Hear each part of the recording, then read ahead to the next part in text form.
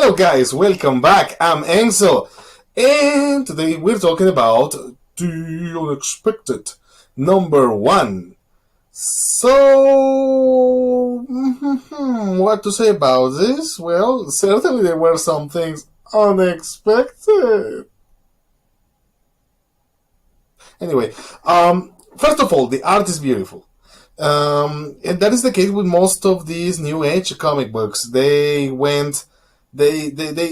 spare no expense in getting good artists for these books because they were really working hard on promoting them, because they were really working hard on making people interested in reading them. So this is not the exception. The Unexpected has great art, and this art fits very well these new characters.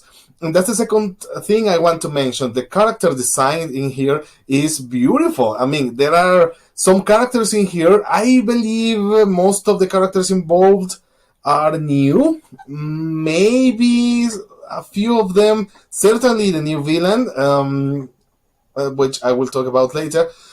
Certainly the new villain is not a new character, but it's a character that has not been used too much as of late. So for many people, he might be or he might be felt like new. But for the protagonists, which are these people that need to be a team, we still don't know why they need to be a team.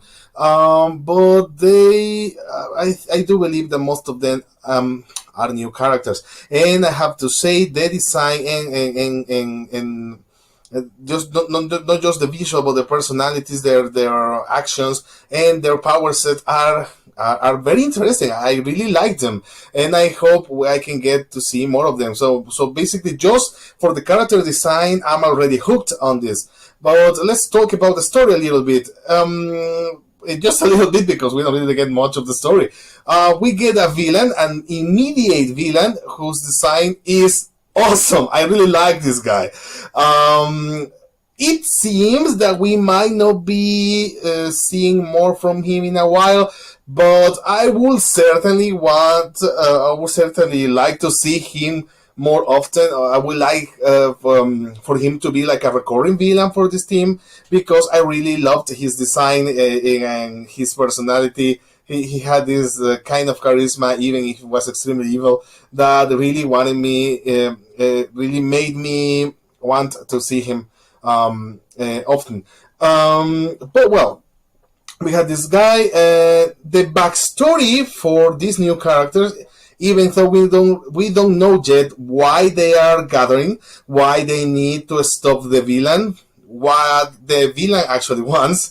There are still a lot of mysteries unanswered, which is completely fine, because it's just issue number 1.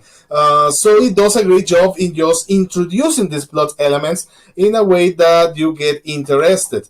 But we get some tidbits of backstory for some of them, and what I found peculiar about this introduction or these bits of backstory is that there were a lot of name droppings. They were like mentioning a lot of places and things and deities and stuff. I have to say, most of them I did not recognize. I think the only one that really rang some bells was Thanagar, which already connects this with Hawkman. For a second, I was going to say Hawkeye. Jesus Christ. Anyway, so there's something about Thanagar and the nth metal involved in here. And talking about metal, first I'm gonna say that the only thing we get to know is that this has something to do with nth metal, or at least a variation of it, which doesn't really receives a name in here. It is not called 10th metal, so I don't know if it will be that thing, or it is just a variation on 10th metal. I guess we'll get more details in the upcoming issues, but that was really interesting. There were also connection to the new gods, which I hope it can get a little more developed. And the villain, as I said, is a villain that has not appeared too much in these comics for a long time. So it is nice to see him back. and interacting with these new characters that I insist are very interestingly designed and that I really liked. Now there are two more things. There was a psychedelic feeling sometimes. Some things that felt a little weird because they felt like something from a Doctor Strange book, from a classical Doctor Strange book. There are magical, mystical stuff. There were some bits of it, and I really liked them. They didn't feel out of place. So I hope we can see a little more of that, because the last time I saw that, or I felt that kind of psychedelic thingy in a DC comic book, was way back in 2011 with the Dial H comic book, which was one of the best things, in my opinion, that came out of the New 52. I bought the trade. You cannot see it because it's on the lower half of that shelf, but I really loved that comic book. And if the unexpectedly channels a little of that, then I will be happy.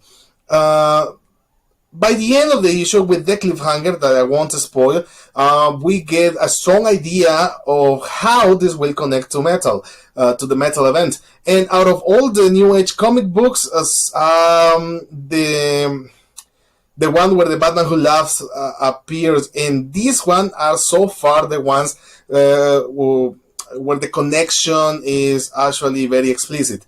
However, in the way we are presented this connection, it really confuses me on where exactly this story fits in the metal event timeline. So I won't say any more for now. I hope we get some answers soon. So I will have to give this, I'm gonna say 3 Hawkmans out of 5, because I mean it wasn't outstanding. I mean, it's not like Jesus Christ, this is one of the best comic books that DC has invented in the last few years. No, it was not anything like that. But it was entertaining and interesting enough for an issue 1, and I think it's one that could become one of the better half of the New Age comic books, which, because certainly Damage is not one of them. I really don't like that one, but I will still cover it. So yeah, have you been trying these New Age comic books? Do you like them so far? What do you think? Comment down below, click the like button, the usual stuff, yada yada. Thank you guys for watching. I guess I'll see you next time.